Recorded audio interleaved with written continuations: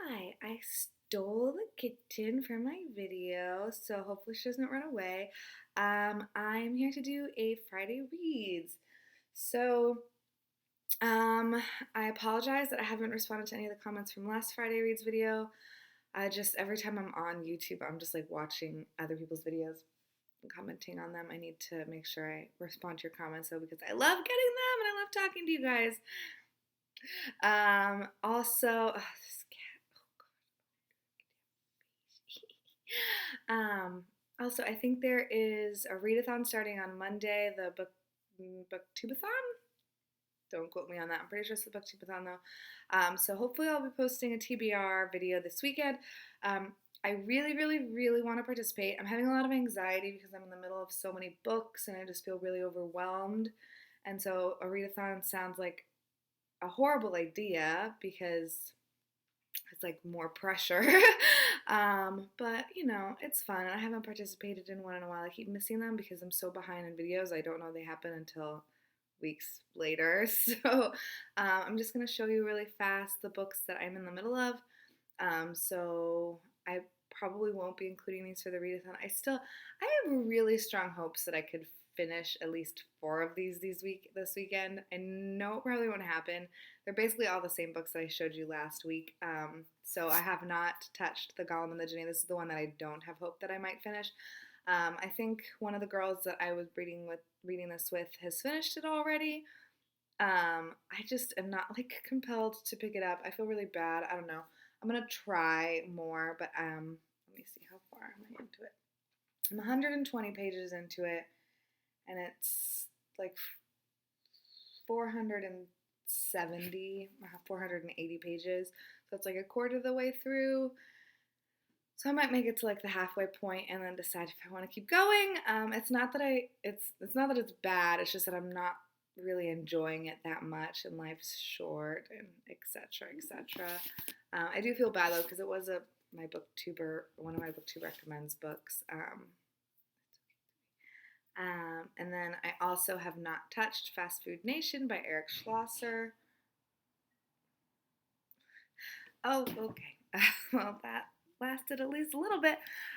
So I haven't touched this, but I really feel like I could finish this. I am this far into it, but a good portion of this at the end is not actual text. So I've got like that much left of text, and then all of this is like notes and stuff and bibliography and index. So maybe I can finish that one. Also, the one new thing that I have on my list this week is Beloved by Toni Morrison. Excuse me. I'm buddy reading this with Whitney from All the Shelves, who I just adore. She's so fantastic. This book is really, really good. It's not like emotionally affecting me yet. If it will at all, I'm not sure, but it is so good, and I'm like, oh, it's so good. Her writing is phenomenal. She like, I don't even know how to describe it, but she's so good. I'm so sad. This is the first time that I've ever read Toni Morrison. I wish I had done it maybe like 10 years ago, but maybe I wouldn't have appreciated it back then. So this is really good. I realize I'm not telling you anything that these books are about.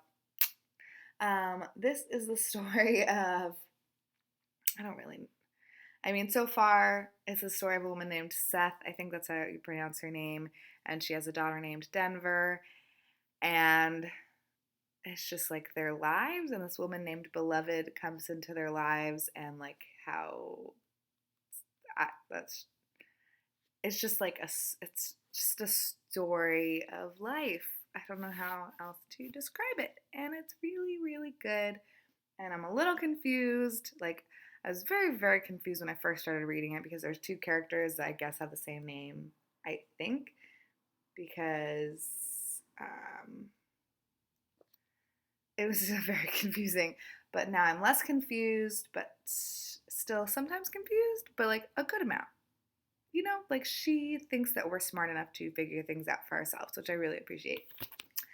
And then the next book that I mostly just read these two this week, is Those Who Leave and Those Who Stay by Elena Ferrante. This is the third book in the Neapolitan novels, and it's translated by Anne Goldstein. And oh my gosh, this is getting... Is the cat throwing up? I hope not. This is getting way more intense. So I put this down like 70 pages ago because it was talking a lot about I feel like you can't really see the cover of the book very well.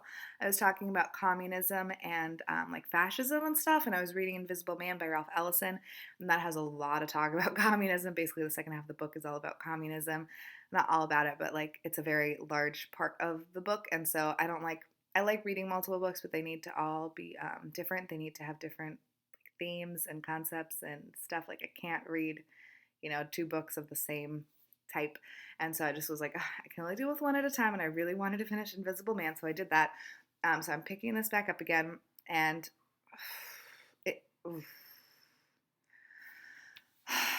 I don't know what it is about this woman, but like I relate to her so much. And oof, gosh. So it kind of moved away from the communist aspect, and now it's shifting more towards like feminist aspect, kind of. It's really good. I wanted to read a little bit. I feel like she's starting to understand herself more, and like it's so good. So let's see. Evidently, it's not the right moment, I thought. I'll try again later on. But I never found the time or the courage to try again. I concluded that first of all, I had to understand better what I was, investigate my nature as a woman. I'd been excessive. I had striven to give myself male capacities.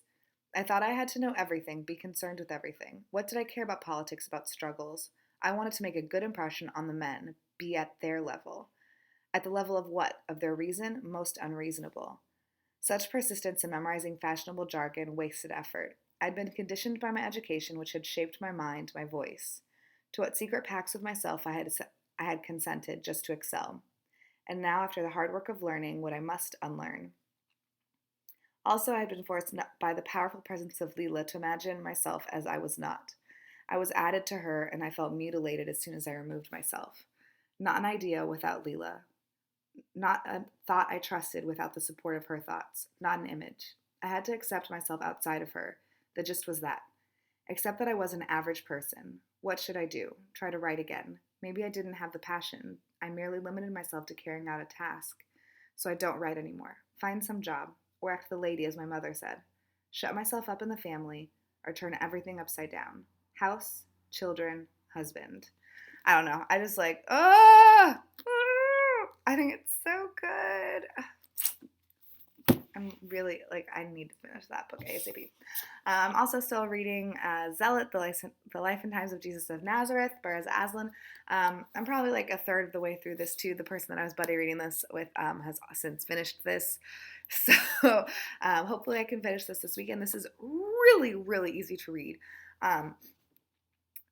Unbelievably. It says a lucid, intelligent page turner, and I completely agree because there is so much. I know nothing. I'm agnostic. I was brought up like Catholic, I guess. I had my first communion and everything. I went to Sunday school, but I never, I stopped being religious when I was probably in my teens, which is I feel like when you would learn more about Jesus as a human or something. I don't know. But I literally don't know anything that's happening in this. I didn't know about any of it, and it's fascinating. It makes me so sad. People have been killing each other for centuries. It's so sad. But it's really, really, really interesting, and I'm excited to hopefully finish this weekend. I would super recommend for everyone. It's great. And then, oh gosh, I almost knocked over my coffee. And then the last thing that I'm currently trying to read is House of Leaves by Mark C. Danielowski. This one I will definitely not finish this weekend. I'm hopeful that the other four that I showed, that these four, I might be able to finish this weekend. But yeah, so this beast of a book I'm reading with Monse from the Rejected Manuscript. She's probably finished it also by now because I haven't talked to her in a while because I'm terrible at buddy reading. But it is completely insane. I will say I had no idea.